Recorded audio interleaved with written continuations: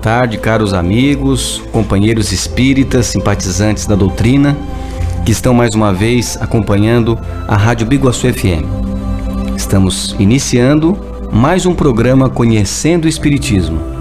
Vamos ouvir o hino de louvor a Deus na voz de Marcos Viana, o Pai Nosso.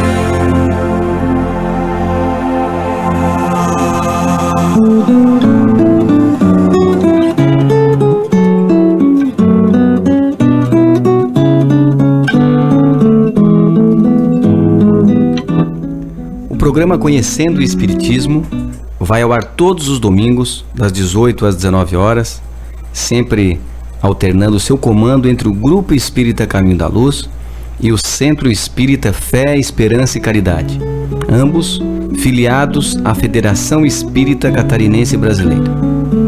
O programa de hoje está a cargo do Grupo Espírita A Caminho da Luz.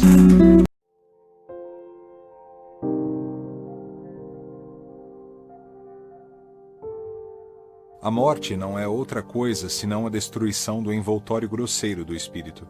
Só o corpo morre, o espírito não morre. As diversas culturas do nosso planeta sempre se preocuparam com a questão da morte. Se olharmos lá no início, onde éramos nômades, caça e coleta, caçávamos e coletávamos e andávamos. Então, quando havia a morte, a pessoa era deixada e se seguia. Nômade quer dizer caminha. As pessoas iam caminhando ao redor do planeta. Só que chegou uma época que as pessoas começaram a se agrupar, a era da agricultura. Então aí começaram as tribos, as pequenas tribos, começou a haver um movimento aí de se instalar na Terra.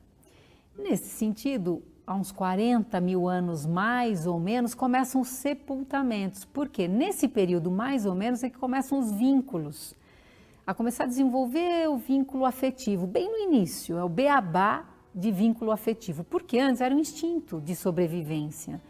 Então, a partir daí, as diversas culturas vão encarar a morte de diferentes maneiras. Isso não é novo, isso iniciou com os babilônios, especificamente com os sumérios, onde o grande Gilgamesh, que era considerado um deus, faz uma série de epopeias com seu amigo Enkidu, e depois Enkidu morre. E depois que Enkidu morre, ele fica pasmo, porque ele achava que a morte não existia. Então, a partir daí, ele iniciou uma busca da imortalidade.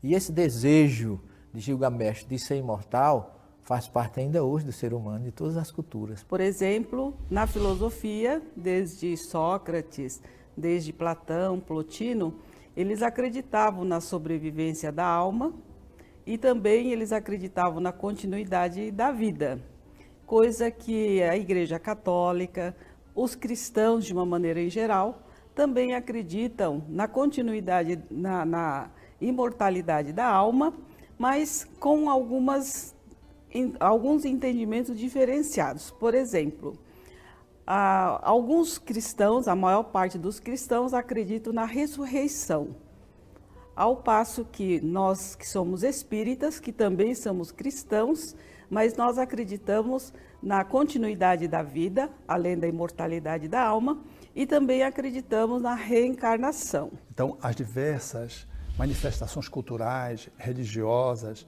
elas tratam a morte no sentido de tentar minimizar o sofrimento, minimizar a perda, a dor da perda, e transformar aquele processo num processo de até breve, não de adeus. E aí vêm as culturas utilizando a cremação, as outras do sepultamento, as outras do canto, da festa, as outras do choro. Cada um, de conformidade com o seu jeito, trata a morte segundo o seu próprio estilo. E tanto umas quanto outras objetivam colocar a morte num lugar menos amedrontador. No fundo, é o ser humano querendo a transcendência e buscando transpor o sofrimento, a dor, aliviando essa plataforma de dor da alma e acenando com uma vida após a vida, no sentido de também isso é uma forma de ressignificar a interrupção do relacionamento. Nós ainda temos medo da morte porque não temos a real consciência do que é a morte. Existem pessoas que têm verdadeiro pavor em falar dessa palavra e nós, na verdade, temos medo da morte porque nós temos medo do desconhecido. Muitas pessoas preferem nem cogitar do assunto, transferindo a própria morte ou a morte de um familiar para um futuro remoto, distante. Por isso a morte costuma apanhar as pessoas desprevenidas. Por isso, muita gente assusta-se ante a perspectiva da própria morte ou da morte de um familiar. No entanto, não deveria ser assim, afinal, a morte é a única certeza da vida. Todos nós vamos morrer um dia. Tudo que tem vida nasce, cresce, vive e morre. Nós temos medo da morte porque nós temos ainda um instinto de autodefesa. E a autodefesa ainda bem que nos protege. Porque senão nós saíamos aí atravessando a rua, fazendo as coisas sem cuidado e há a necessidade de proteger o nosso corpo, a nossa vida. A natureza ela é tão sábia e tão bela que embutiu em todos os seres o medo da morte. Dos animais, que é quando se aproximam de um perigo fogem, recuam ou se mostram agressivos para se proteger, ao homem. Então, por mais que o homem se exponha, ele traz dentro de si esse sistema de autoproteção, de autodefesa, que está implicado no sistema de autopreservação. O suicida é alguém que conseguiu contrariar o instinto de conservação. É tal o seu desespero, o seu desatino que ele contraria, mas normalmente a lei de conservação, que se manifesta no instinto de conservação, ela é muito forte realmente. E ela tem que ser forte para preservar a vida, senão a gente se matava facilmente, qualquer coisinha senão não se matava. Mas se a pessoa detém uma filosofia de vida que lhe fale da vida como um fenômeno eternal e não como um fenômeno terrenal, portanto, além do corpo, é natural que esse instinto de conservação existe, mas a pessoa lida com ele com naturalidade e vai viver o momento de morte ao ponto de poder acolhê-la sem experimentar o medo, o pavor que assinala aqueles que são os materialistas. Esse medo da morte ele precisa ser combatido com o conhecimento de que a morte é apenas uma passagem. Se aqui na Terra nós aprendêssemos desde pequeninos que a morte é um fato natural, ela não despertaria em nós tantos medos. Porque a morte, ela só diz respeito à matéria. Então, ela diz respeito à falência dos nossos órgãos, ao esgotamento do corpo físico, da sua energia, do seu fluido vital, mas o espírito parte para uma outra etapa da sua vida, né, como desencarnado, e ali ele tem momentos de reflexão, de refazimento, de escolhas, de preparação, de estudo, de trabalho. Agora, a morte é um fato natural, conforme nós sabemos muito bem. A nossa vinda e a nossa partida são dois momentos solenes na vida do espírito. Eu vou repetir, a vinda e a ida são fatos solenes. Agora, é preciso que entendamos isto. Quando nós recebemos, quando nascemos, existe uma alegria por causa do retorno.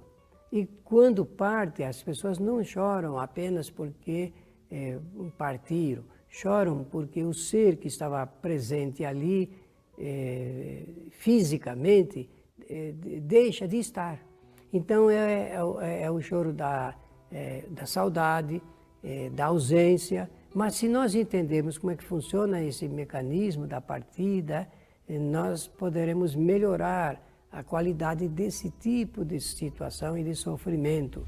Porque o Espiritismo ensina que quando nós partimos definitivamente aqui da Terra, e simplesmente nós entramos num outro estado de erraticidade, mas permanecemos aqui, junto daqueles a quem amamos, junto daqueles que também nos amam, e podemos acompanhar a trajetória de todos. Isso é um fenômeno natural. Então a morte, ela não existe como muitas pessoas pensam e tem medo, né? Claro que todo mundo tem o medo daquilo que não conhece, né? Embora a gente já tenha desencarnado algumas vezes, não é? Mas nós não nos lembramos disso.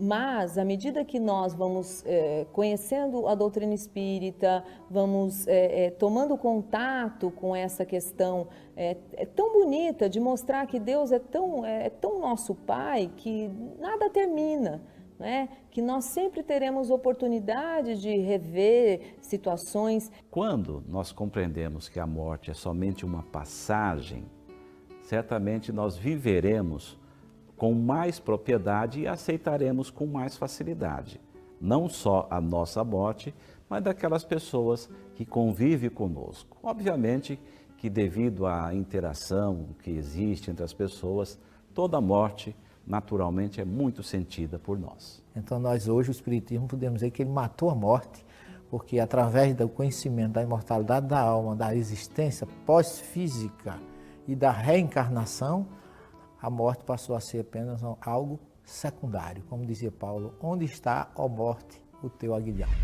Ninguém deixa de viver, ninguém morre. Nós renascemos e experimentamos a desencarnação saindo do corpo. E se a vida fosse uma estrada?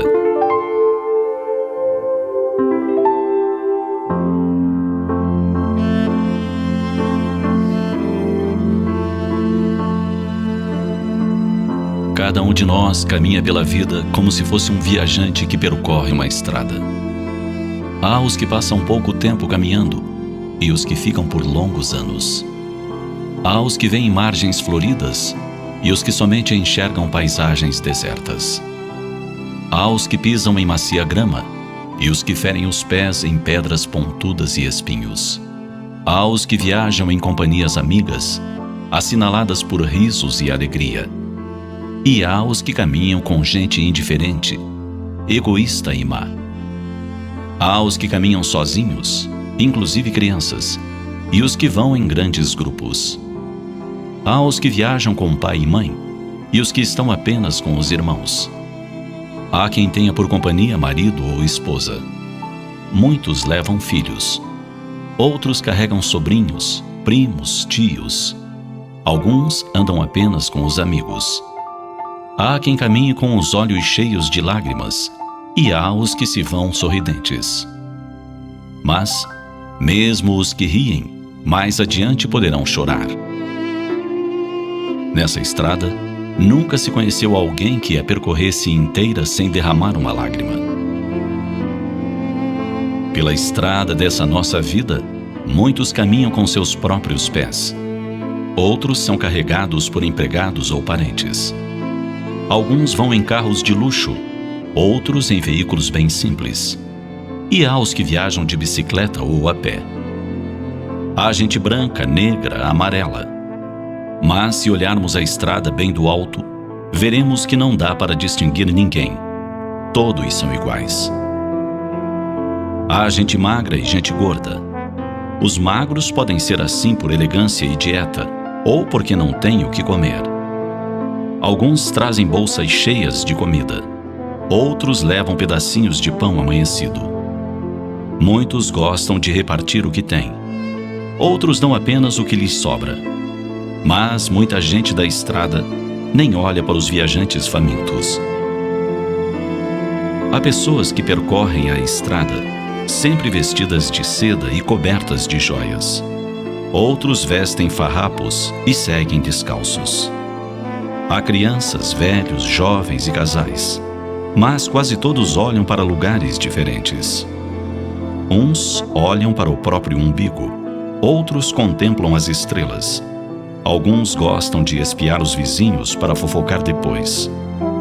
Uma boa parte conta o dinheiro que leva.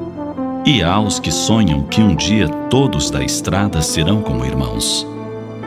Entre os sonhadores, há os que se dedicam a dar água e pão, abrigo e remédio aos viajantes que precisam. Há pessoas cultas na estrada e há gente muito tola. Alguns sabem dizer coisas difíceis e outros nem sabem falar direito. Em geral, os sabichões não gostam muito da companhia dos analfabetos. O que é certo mesmo é que quase ninguém na estrada está satisfeito. A maioria dos viajantes acha que o vizinho é mais bonito ou viaja de forma bem mais confortável. É que na longa estrada da vida, esquecemos que a estrada terá fim. E quando ela acabar, o que teremos?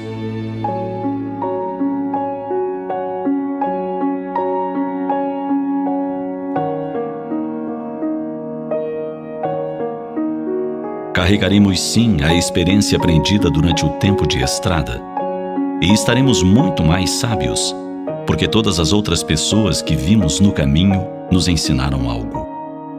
A estrada de nossa existência pode ser bela, simples, rica, tortuosa. Seja como for, ela é o melhor caminho para o nosso aprendizado. Deus nos ofereceu essa estrada porque nela se encontram as pessoas e situações mais adequadas para nós. Assim, siga pela estrada ensolarada. Procure ver mais flores. Valorize os companheiros de jornada. Reparta as provisões com quem tem fome. E, sobretudo, não deixe de caminhar feliz, com o coração em festa, agradecido a Deus por ter lhe dado a chance de percorrer esse caminho de sabedoria.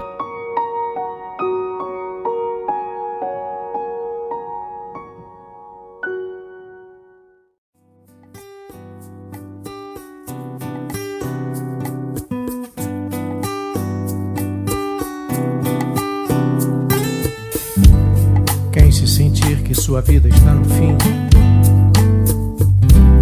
deve seu conceito sobre a vida examinar. Dentre os mistérios revelados ficou assim, já que agora nem morte existe mais, só vida, só vida. Até o último segundo de vida deste corpo, você deve aproveitar para aprender, se preparar para a viagem de volta para casa. Esqueça essa conversa de morrer. Só vida, só vida. Agora que a morte foi morta,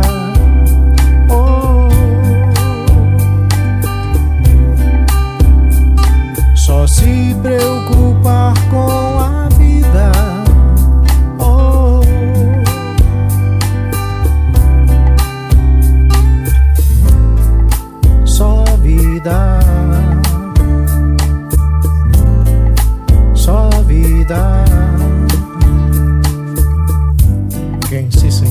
sua vida está no fim. Saiba que agora o melhor vai começar.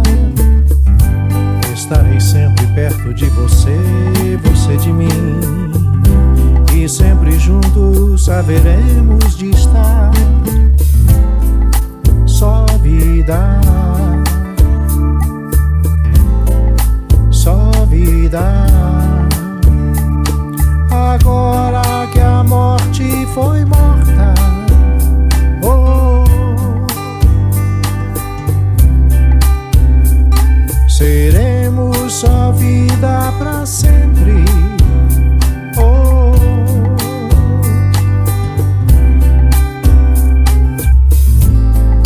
só vida, só vida. Agora que a morte foi morta, oh,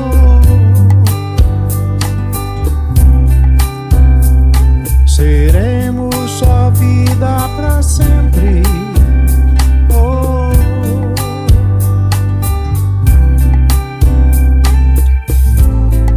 só vida, só vida.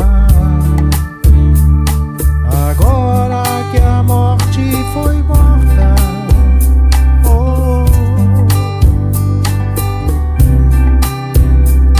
seremos só vida pra sempre. Oh, oh. Na 98 FM, programa Conhecendo o Espiritismo. De onde viemos? Para onde vamos? Como é a vida do lado de lá? Muitos filmes, livros, mitologias tentaram explicar os mistérios da existência no plano espiritual. Desde Allan Kardec, a doutrina espírita vem nos trazendo informações confiáveis e detalhadas que nos preparam para esse momento que sabemos é o destino de todos. No programa de hoje, vamos fazer um breve apanhado sobre o assunto, que nos inspira tantas dúvidas que mereceria uma série inteira. Para começar, vamos saber o que é a alma quando se desliga do corpo físico?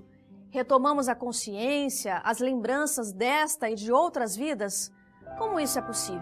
A alma, quando se desliga do corpo físico, volta a ser espírito. Kardec faz essa distinção. Aliás, os espíritos que informaram Kardec fazem essa distinção. A alma é quando o espírito está encarnado. Espírito é quando a alma se desprendeu dos laços físicos. O espírito encarnado é espírito, corpo físico e corpo energético perispírito. Em primeiro lugar, entender o que é desencarnação. Desencarnação é o ato do espírito deixar definitivamente um corpo físico. O espírito desencarna, o corpo morre. Então, esse é o primeiro conceito que nós temos que fazer à luz do conhecimento espírita. Segundo, os familiares e amigos nossos tão queridos já estão em nosso meio. Quando chega o momento da nossa derradeira partida aqui da Terra, com toda certeza os amigos e familiares sempre nos procuram para recepcionar. Esse é um detalhe muito importante do conhecimento espírita. Então a primeira coisa que acontece, ela deixa de ser uma alma e passa a ser um espírito. Então quando nós desencarnamos, perdemos o corpo, continuamos a ser uma pessoa, porque nós já existíamos antes do corpo. A morte do corpo em nada nos afeta, a não ser a mudança de estado, mas não tira nada de nós. Continuamos a ser nós mesmos. É uma passagem, é uma viagem, é largar uma veste velha que é o corpo físico e partir para a região melhor. A vida no mundo espiritual, ela é contínua. É preciso compreender que nós nunca deixamos de estar no mundo espiritual. Nós nos acostumamos com a linguagem empobrecida de pensar, agora estou encarnado, então não estou no mundo espiritual. É uma conclusão falsa. O perispírito, que é o instrumento de vida no mundo espiritual, continua sempre existindo.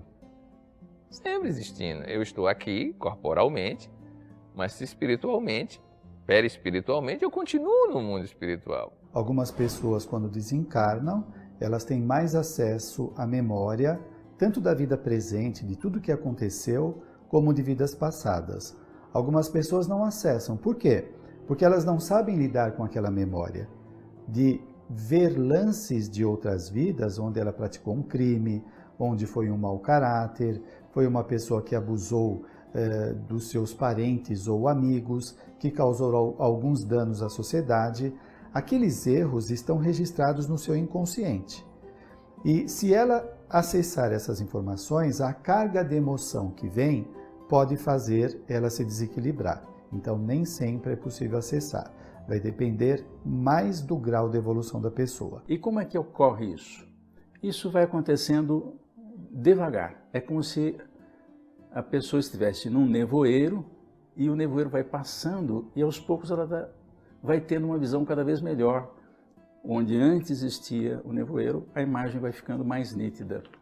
É uma metáfora usada pelos espíritos em O Livro dos Espíritos. Alguns espíritos se recordam não só da sua existência corpórea, mas às vezes até de encarnações anteriores.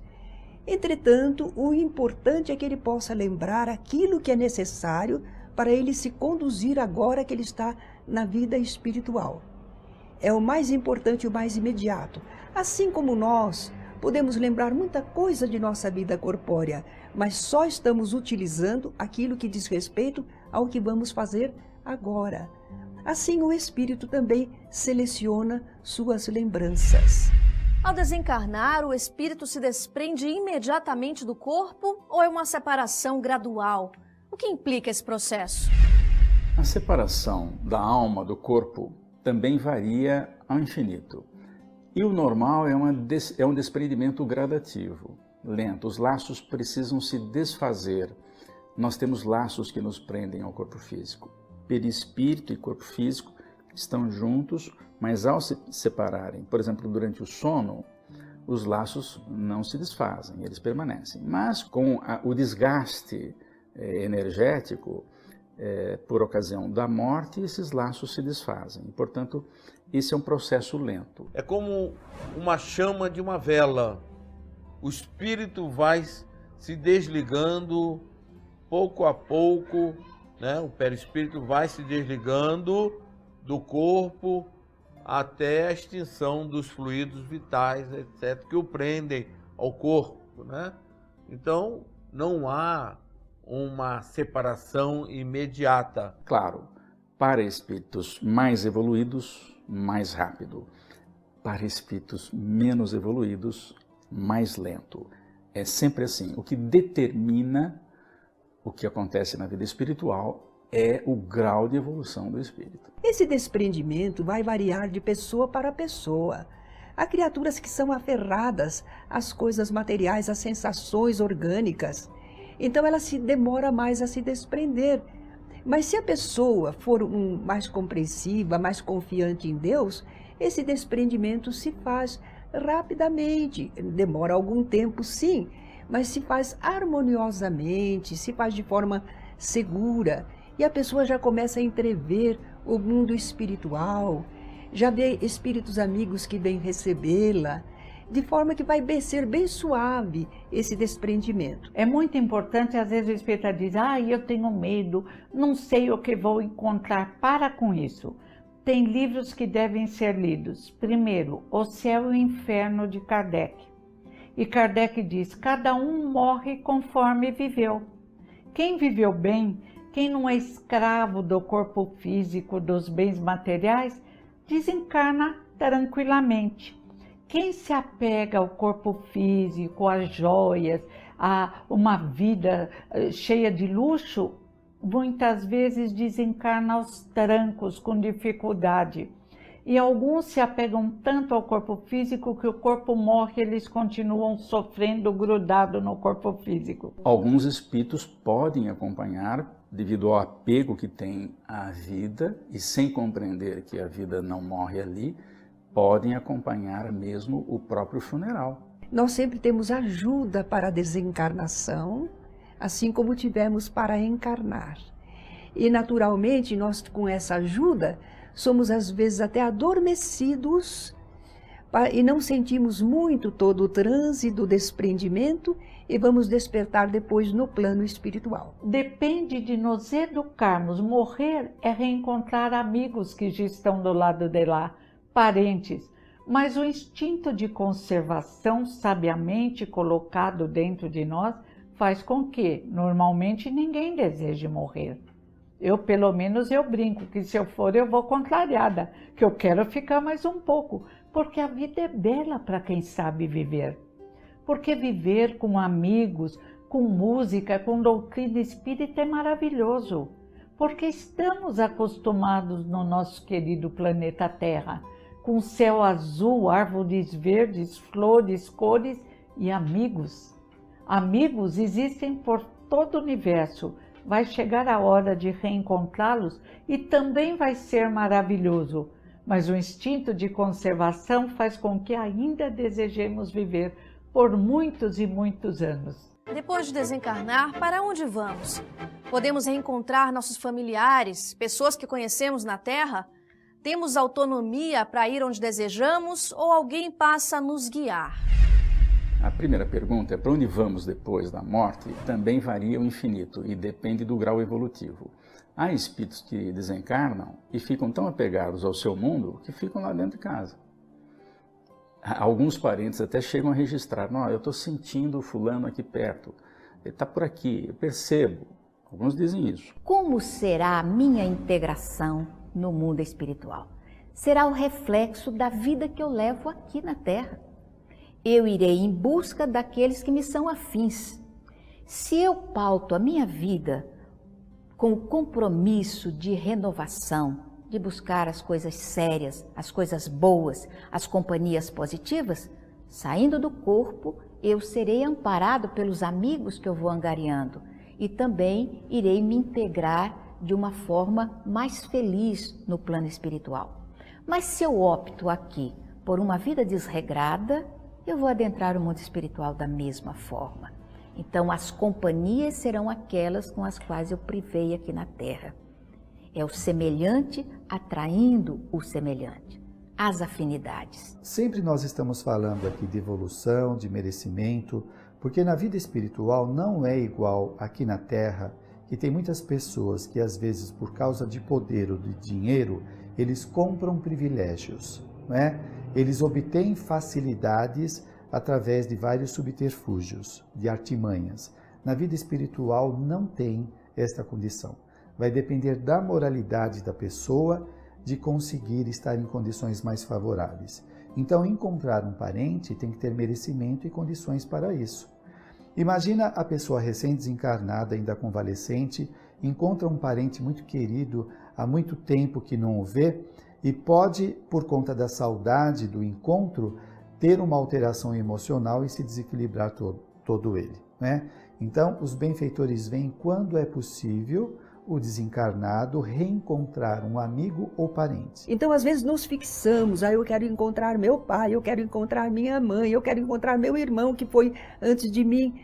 Não, você vai encontrar criaturas que lhe querem bem, que em nome de Deus estão lhe acolhendo. E o amor não tem nenhuma restrição. Amor é amor, amor fraterno, amor que vem de Deus através das criaturas para nós. Em suma, a consciência da pessoa define como vai ser a vida. Não tem zero para ninguém, não. Começar do zero. Tem continuar de onde estava. Esta é a realidade descrita em toda a literatura mediúnica. Agora, para onde nós iremos, nós ficaremos na Terra mesmo. Não existe um lugar circunscrito ou fechado para onde nós devemos ir, porque o espírito ele convive no meio dos que ficam aqui encarnados. E depois, de acordo com o grau do seu interesse, ele pode ir para outros lugares aqui do planeta Terra mesmo, para ele continuar esses momentos de intercâmbio entre os encarnados e os desencarnados. Naturalmente, nós dizemos o lado de lá, o além, significa fora da matéria, longe da sensação do corpo material.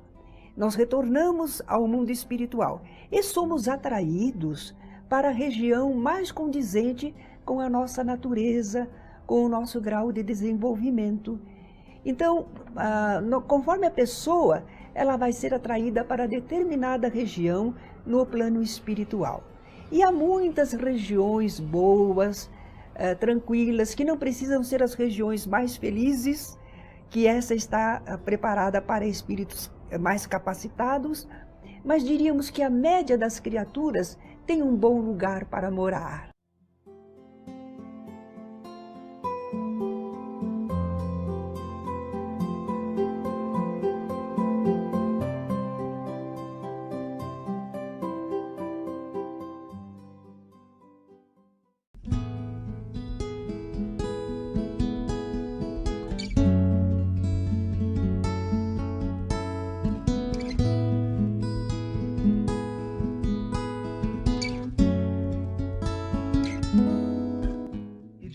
Gostaríamos de lembrar com Kardec, na introdução do Livro dos Espíritos, que uma das maravilhas do Espiritismo é nos livrar do desespero do túmulo, a perda de um ente querido, a perda de alguém que amamos, a perspectiva de uma separação eterna e a perspectiva do fim de tudo com a morte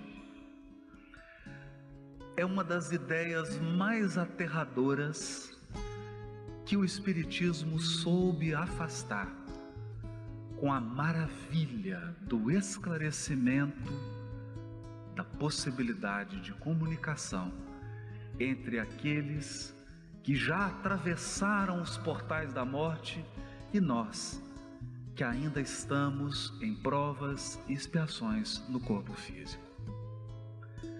Esse fato extraordinário, a prova da imortalidade da alma por si só, nos conduz às mais profundas reflexões, porque altera de modo substancial o quadro dos nossos valores, altera a nossa lista de prioridades.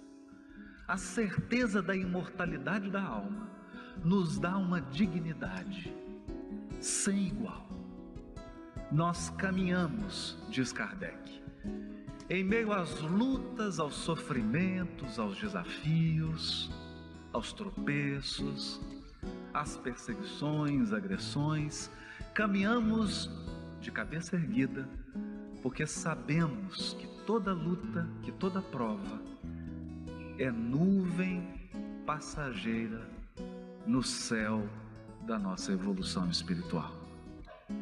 Nos aguarda a vida no mundo espiritual, a vida futura, como dizia Kardec.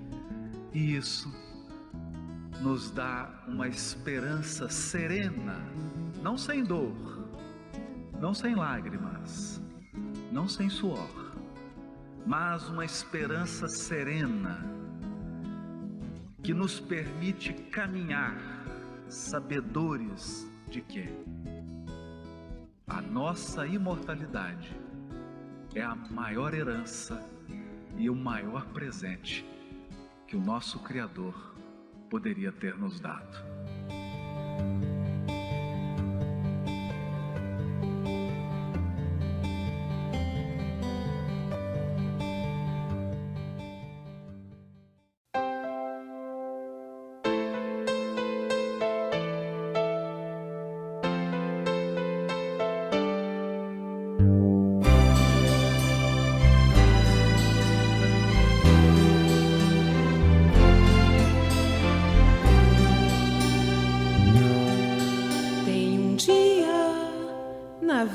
De cada pessoa em que olhamos para o céu e lá descobrimos o olhar de alguém a nos ver, nos sentir, nos vigiar.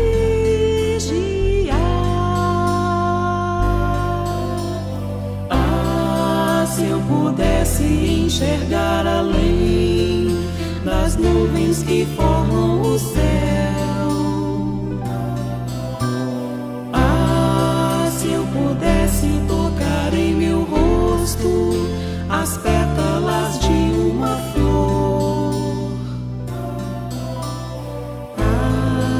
se eu pudesse voar me apoiando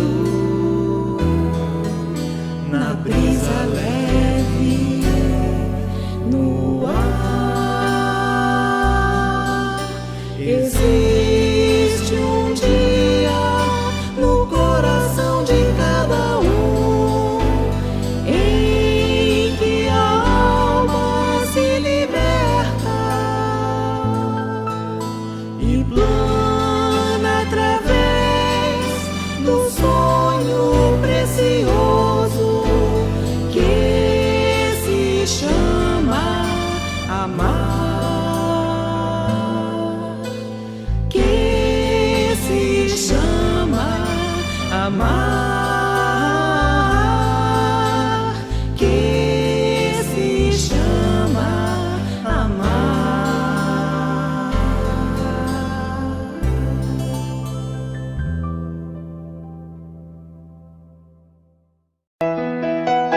Que nenhum ser humano, homem ou mulher, consista na permanência em sua mente, em um instante sequer, da sinistra ideia de exterminar a própria vida, a fim de evitar que, sob o estímulo e a indução de adversários cruéis, venha cometer a mais grave das infrações às leis divinas. Salve uma vida, salve muitas vidas. Onde houver gente feliz, pode estar o próximo suicida. Vamos todos, numa corrente de amor ao próximo, diminuir o número de suicidas. Uma campanha Centro Espírita a Caminho da Luz de Biguaçu, Centro Espírita a Caminho da Esperança de Brusque. Web Rádio Fraternidade, www.radiofraternidade.com.br. Programa Espírita Luz e Fraternidade.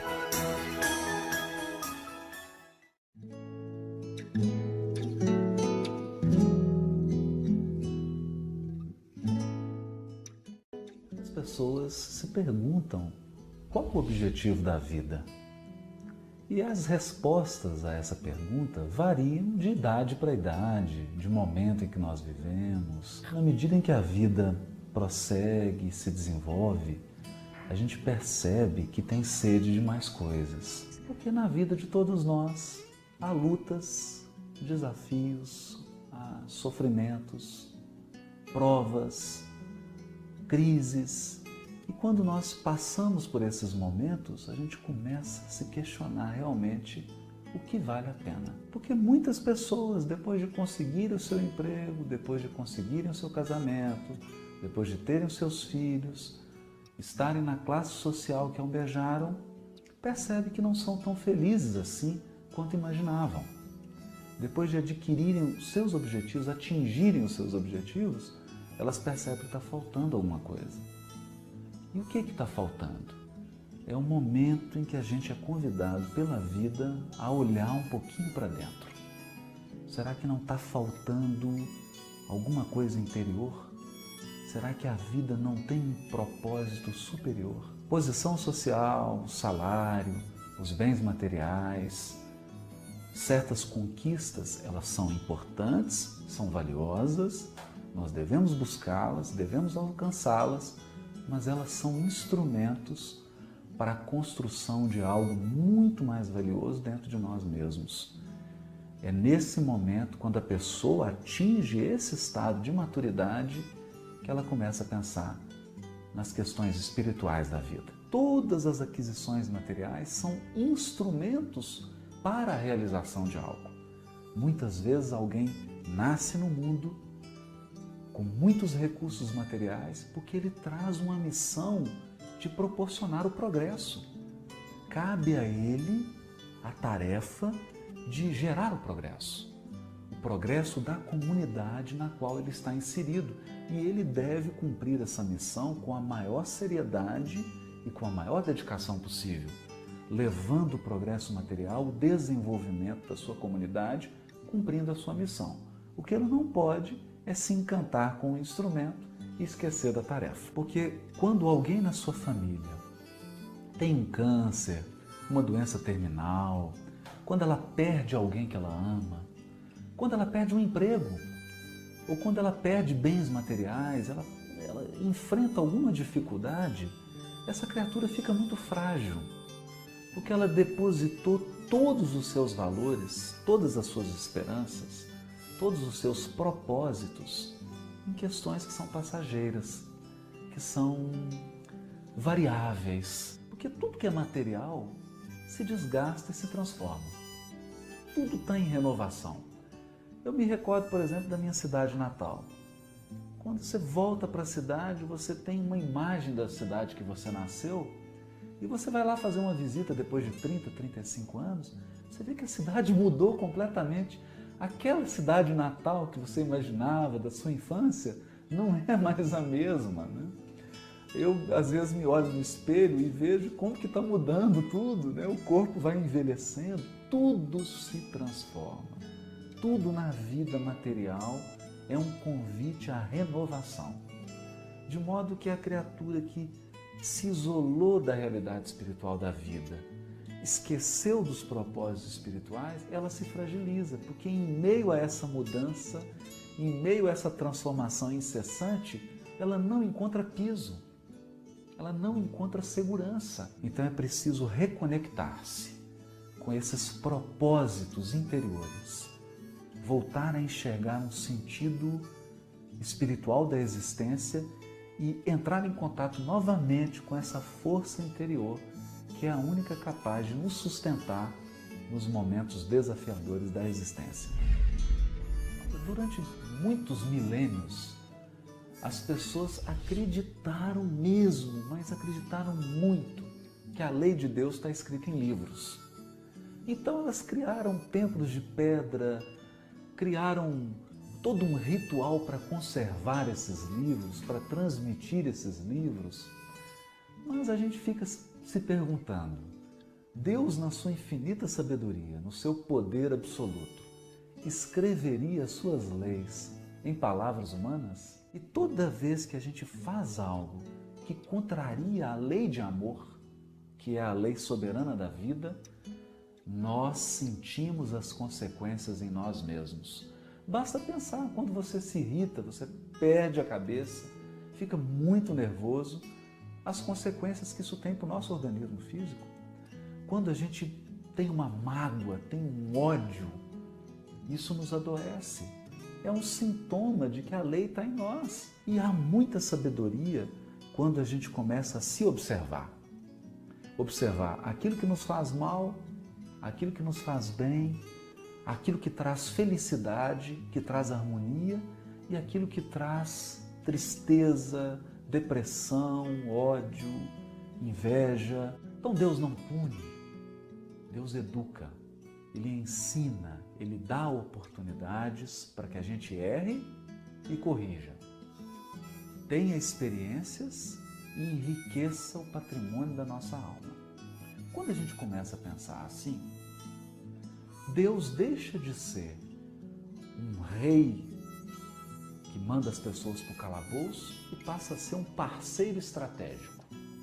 Alguém que acompanha a nossa vida, que acompanha as nossas decisões, acompanha os nossos equívocos e nos ajuda, porque o Criador sabe que quando a gente comete um equívoco, nós estamos num largo processo de aprendizado. Se eu imprimo uma velocidade inadequada no veículo e perco o controle do veículo, eu não fui castigado por Deus.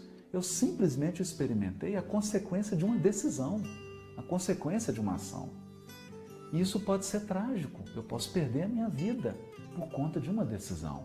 Aliás, uma decisão de 2 segundos pode trazer consequências de 1000 anos.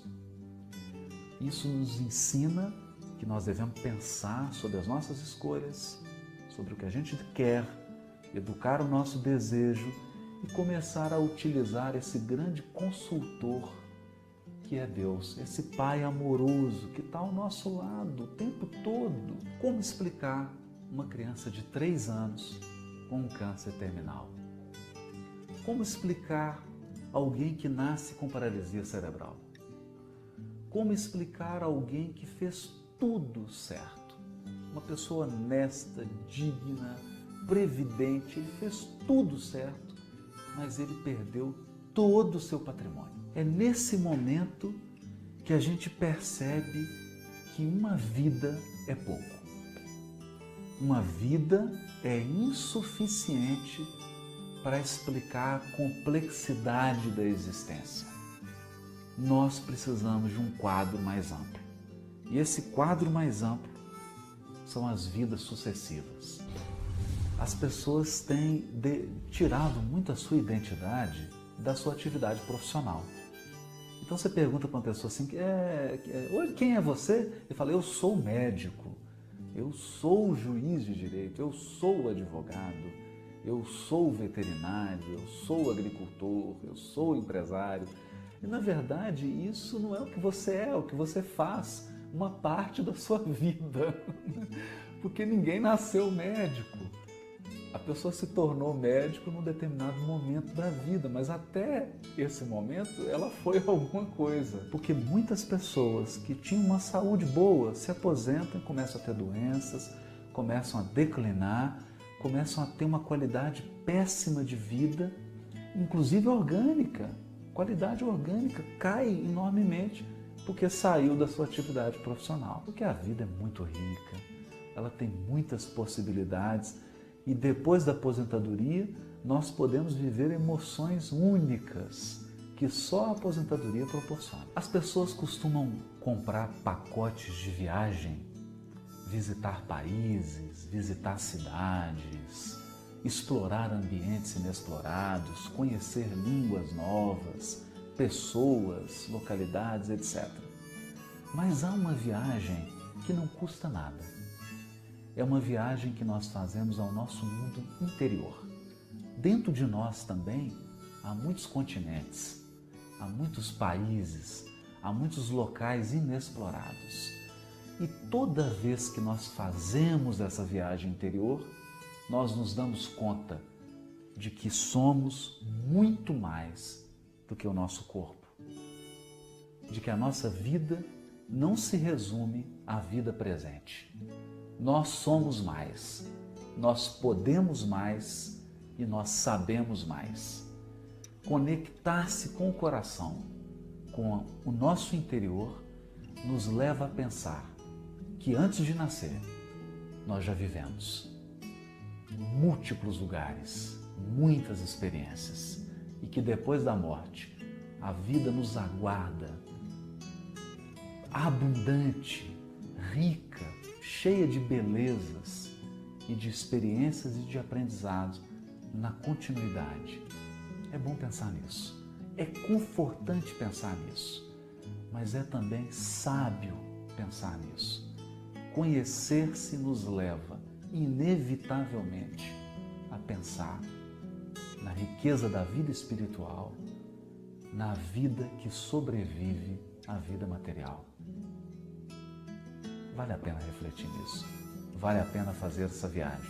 O melhor de tudo, não custa nada.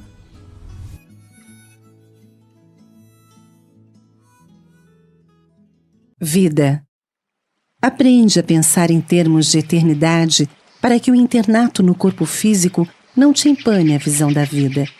Uma existência na Terra constitui precioso, mas breve aprendizado em que, sob a ficha de certo reduto familiar, conquistas o privilégio de avançar para adiante nas sendas evolutivas, ou a permissão de recapitular as próprias experiências.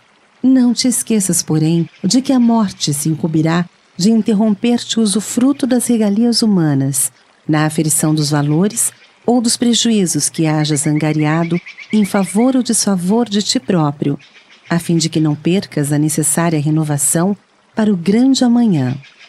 A severa ciência terrena que herdaste em função da genética, os caracteres dos próprios antepassados, próximos ou longínquos, entretanto, no fundo, não recolhes dos outros a riqueza das qualidades nobres ou o fardo dos sofrimentos, mas sim de ti mesmo, das próprias obras semeadas, vividas e revividas, de vez que somos quase sempre, na ribalta do mundo, os mesmos intérpretes do drama redentor, guardando conosco as bênçãos ou as dores que amealhamos dentro da luta, embora ostentando máscaras diferentes.